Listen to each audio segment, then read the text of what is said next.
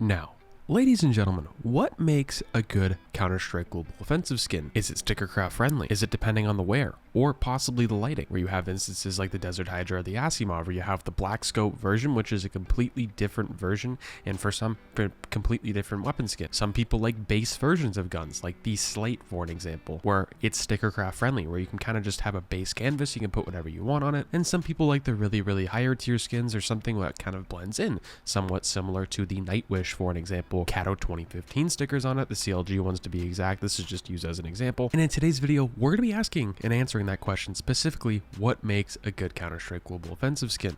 Now, you guys as a community has actually answered this question yourself, and I'm going to have my own two takes on it as well. And this was the first time I've ever used the Counter-Strike Global Offensive market forum on Reddit, and just Reddit in general for CSGO, and just any sort of knowledge. So I really appreciate everyone kind of answering my question and upvoting the comment. It's been going pretty well. But first and foremost, before we get right into the video, here's a quick word from our sponsor, Skins Monkey. Hi you! Yes, you! Would you like to get $5 for free for your first trade? Just use skinsmonkey.com and get your extra skins. See description below to enjoy the special promotion and receive 5% cashback for trading your CSGO skins.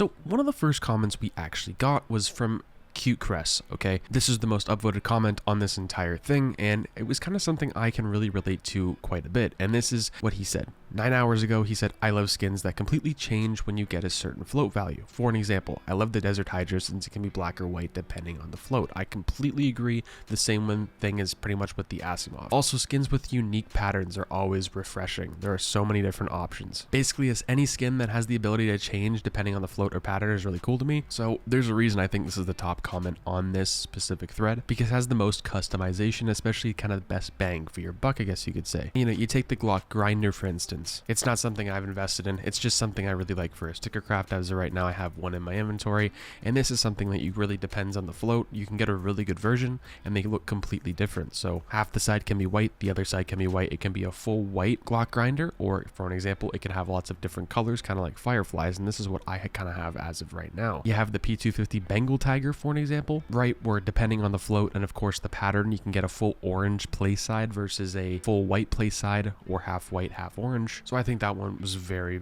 cool, but I don't think it's the best in my favorite as of all time and on this list in general. For me, it's the next comment up next that really does it for me, I think, overall, and it's the second most commented and upvoted on this section. And literally Goated says, for me, I like the basic ones, the green apple, candy apple, silver fishes. You can slap stickers on it, and a lot of them are in good collections that trade up and appreciate in value. So this is something where I can kind of get behind. I actually a little while ago kind of did a candy apple on a red themed inventory with very basic skins and stickers. And the skins are very dirt cheap, and over time with good collections, with good floats and whatnot, they can appreciate up in value. Obviously not that much, but they are pretty good, especially if you buy them in bulk. And this is kind of where I fall into place, right? I like things like the Slate, as you guys know me on my YouTube channel. I like things like the print stream that have kind of a base canvas of one color rather than a whole bunch of different colors to slap some stickers on. You know, the M41S print stream, for an example, is really nice because you can slap pretty much whatever sticker you want on it and it looks very good. Same with the Slate, same with the Elite build. There's things like the Hot Rod and Blue Phosphor, they're one color too, and those are really nice as well. You have things like the Desert Eagle Conspiracy and as well as the print stream. Those are really nice. And of course I responded to that by, I feel the same way. Our next vote says, Decomposed Apple. He says, to me, I like the guns that are completely flashy, like the Vendetta, Rat Rod, Hunter, and duct tape hand wraps, as they look nice and aren't overly coverful. This is another side of CS skins as well that I actually used to be like for a very long time.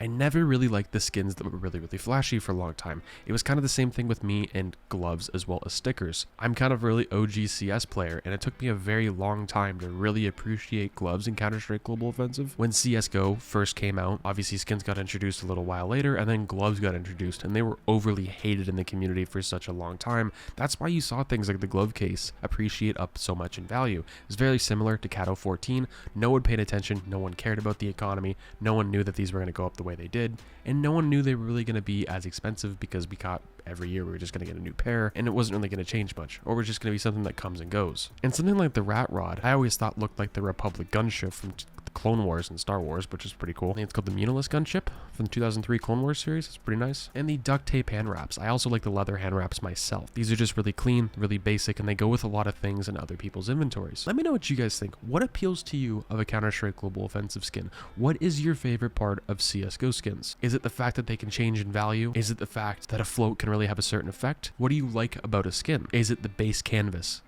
Like we talked about earlier, has one kind of color. We can stick stickers in that and just make it look absolutely amazing with pretty much anything. We're going to call this man Krieg, okay? Otherwise known as the SG in CSGO. He comments and says, working on a new vid. I see. Tongue emoji.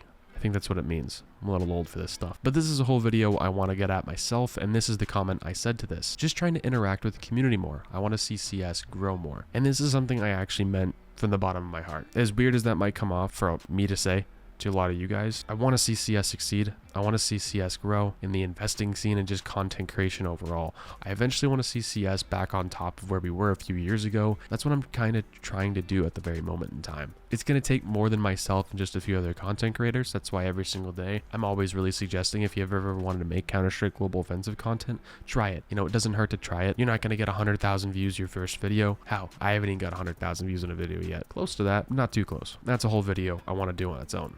Our next comment up here is from, we're going to call him Welt. I feel like a good skin is always something that is new, but also not too shiny and flashy, so you could put stickers on them, like the print stream. Introduced us to the pearlescent effect on a skin, which looks nice and has its own hype factor for people that don't like stickers, which is really nice for someone like me a few years ago, for an example, kind of going out of context of the comment here, but this is something I would definitely go to if I didn't like stickers still. And since it's black and white and kind of has the base background, as he's saying, it kind of has a lot of potential for sticker crafts, which is very nice. So I would say for me, what makes a skin is the possibility for everyone to have something special, which I completely agree with. You have it for sticker crafts, you have the effects on the weapon, you also have it for a base or plain background, but it's also pretty rare. That's nice. Not too flashy, that's kind of new, and not overly expensive like this thing as of right now. And as he goes on to mention, he says, the print stream for the M4, the AK Slate, the Desert Eagle Blaze, the Asimovs, and those one-off skins that are colored like a candy apple. So it seems like a lot of people agree with me on this situation and state as of right now for CS skins, which is really, really awesome.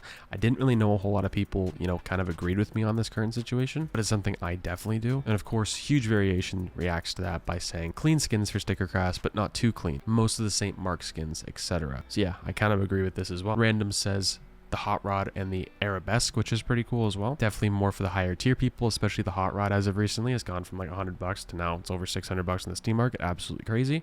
And of course, this guy gets the comment of Big Flex. Now, Noel is up next, and he is pretty much the only person on this list who has actually commented and said what he said. And this is pretty interesting, and I think some people are going to be with him. I'm definitely not, but I also know this has a big following behind it.